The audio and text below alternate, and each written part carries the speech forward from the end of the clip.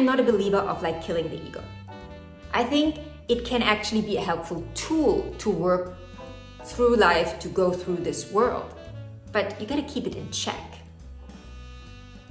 right? The ego helps you define your boundaries, and you can decide how you want to define those boundaries. So use the ego to your advantage and not against you or against someone else. This is the last time these two come together in this earth-water energy. Earth-water, oh, you can build a house with that. So you have what it takes, but do you know how to use it? The freedom you're seeking is already inside of you. You have to tap into that freedom. It's your responsibility. My lovelies, welcome back. We are talking about the week ahead, and what a week. What a week. I mean, probably one of the busiest weeks we've had in a long time, maybe even all year. I just, you know, we're starting on Monday with like literally every planet being in a situationship, like with another planet. It's full on from the moment we open our eyes on Monday. It's full on. And I also want to mention, before I get into all of it, Pluto is in direct motion again. Pluto is the first planet that stationed direct. Pluto stationed direct on the 12th of October. Now, why is that important? Well, it is important because Pluto will meet Venus soon in a sextile. We are going to talk about this. I also talked about this in the full moon video. And this is a Pluto that has done a lot of work. This is also the last time Pluto is direct in Capricorn in our lifetime. So it's a big one. What have we learned? What have we integrated? How do we move forward now? But let's get into Monday. So we are starting with Venus opposing Uranus. Hallelujah. Well, unexpected news in relationships, unexpected conversations, unexpected anything in your relationships. And I'm not just talking about your romantic relationships, which yes, that's probably the main focus, but it can be unexpected occurrences in any close one-on-one relationship you have. Also business relationships. Then on the same day, we have the Sun squaring Mars. Now here we have a lot of ego energy. It's like egos clashing. Like, I want this, no, I want that, get out of my way. This is a very harsh energy. Like, also very, very fiery, right? We have the Sun fire, we have the Moon, we have Mars fire. It's just like, I want what I want and I don't care what anyone says, I'll just do it. Now, hold the horses, because this is usually not how you create success long-term. You know, maybe you can get what you want really quickly, but this will unravel very quickly as well. So be mindful, which will probably not be easy on this day, but just a little reminder, try to be mindful of other people's feelings, your own feelings, long term, not just in the short term, right? This can be very emotional. It's like emotional reaction, right? You hurt me, oh, I hurt you back, and it will really hurt you. Try to refrain from that. Then on the same day, we also have the Sun trining Jupiter. Now this is interesting because it can fuel that Sun-Mars energy, but it can also help us see the bigger picture. Now again, depending on where you're at, you will tap into either energy. We're not done. There's much more to come. Mars is also squaring Chiron. Now, the way I see this here, Mars is squaring Sun, Mars is squaring Chiron. Mars is a big player. Mars is a big player, I think, until next year, because Mars, yes, will move into Leo, but it will then retrograde in Leo and Cancer. So Mars will retrograde in Cancer. And that tells us that there is, we will talk about that in the future when we talk about the retrograde, but there is the need to check in with ourselves and ask ourselves what we really need to feel safe and secure in our lives. So this square with Chiron is saying, I want to protect my inner child at any costs. And again, we gotta be careful here, because what angle are we coming from? I mean, yes, we want to protect our inner child, but that doesn't mean we should lash out at everyone around us and hurt them in the process. Understanding why our inner child needs protection, what we are actually trying to protect here, and what we haven't healed, that is the question you should ask yourself. Then Jupiter is sextiling Chiron. Now Jupiter is in a sextile with Chiron for quite a while, because Jupiter just stationed retrograde and slowed down quite a bit.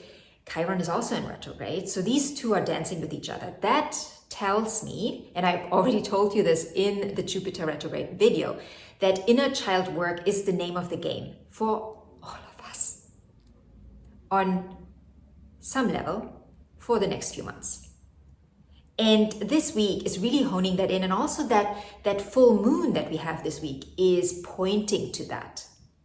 Now, the sun is in opposition with Chiron. Again, the theme is the same, right? Like, why do you feel the need to protect your inner child in the way you do? I think the ego will probably try to go overboard a little bit.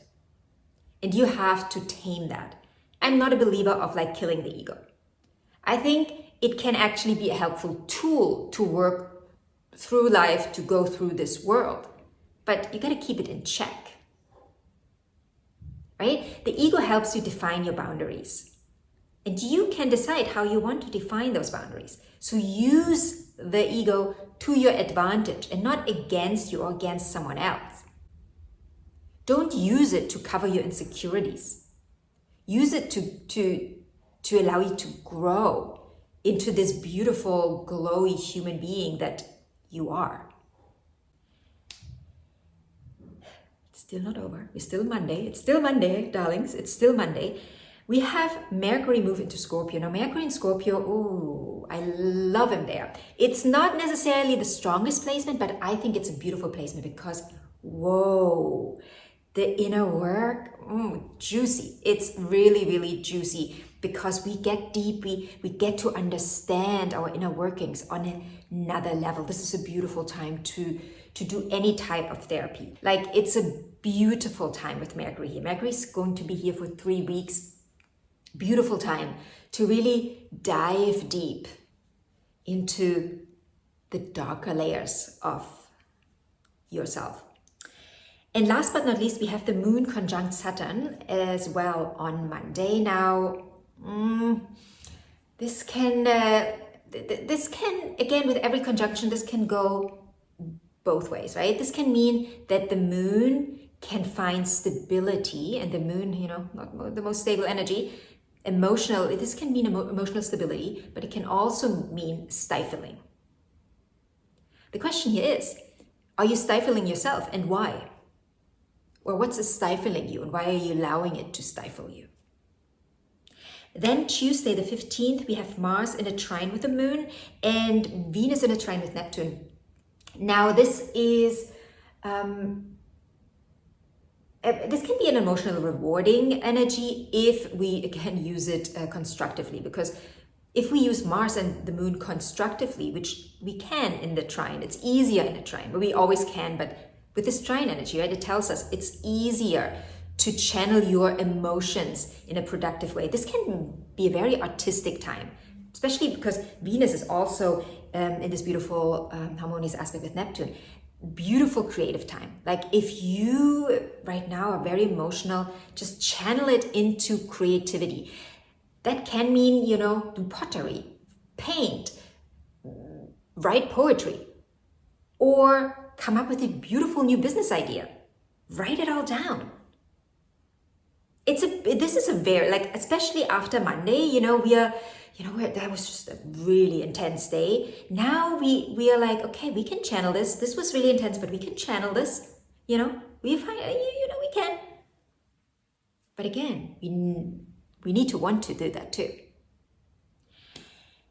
Then also on Tuesday, the moon is conjunct Neptune. It's just a bit more of the same, right? Like the moon conjunct Neptune is like utilizing your creative juices in a creative way, right? Like just use that emotional energy in a creative way.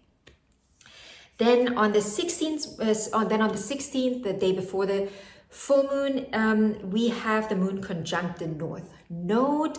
Now, the moon conjunct the North Node, it's like emotional maturity.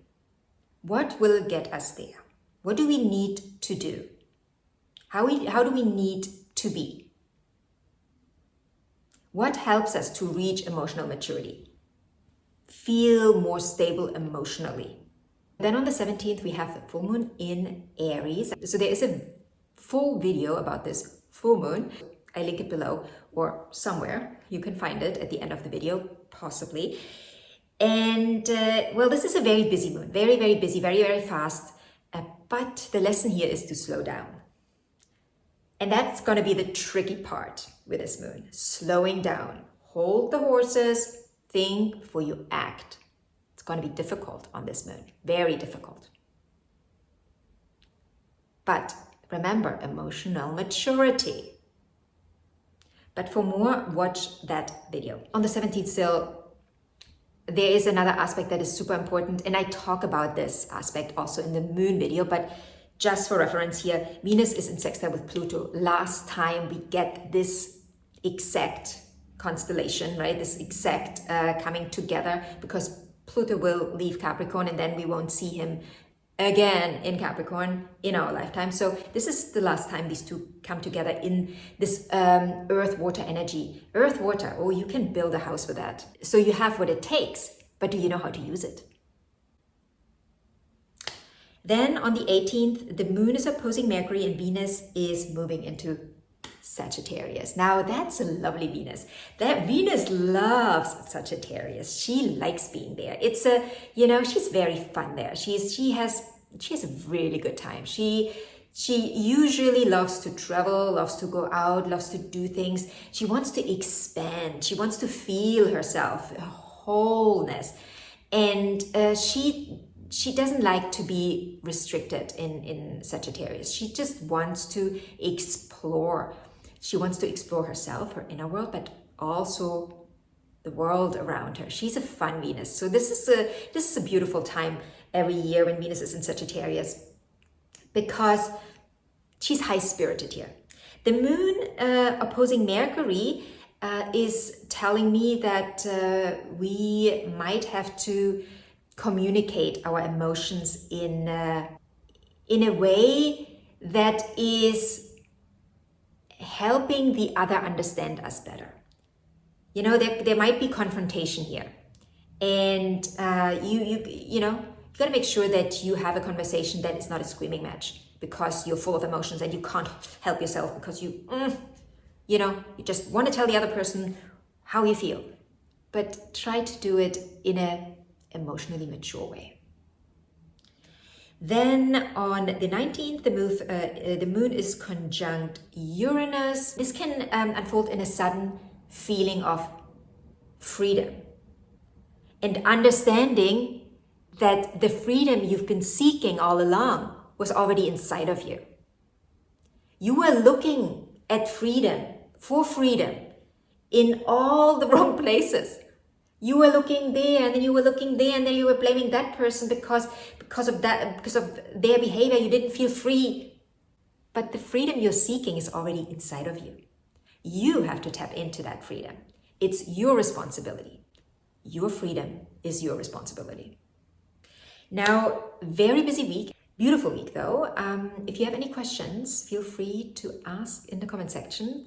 If you want a personal reading, You can book it by clicking on the link in the description box. If you have any questions, send me an email. Anything else, I'm here for you. And I will see you in the next video.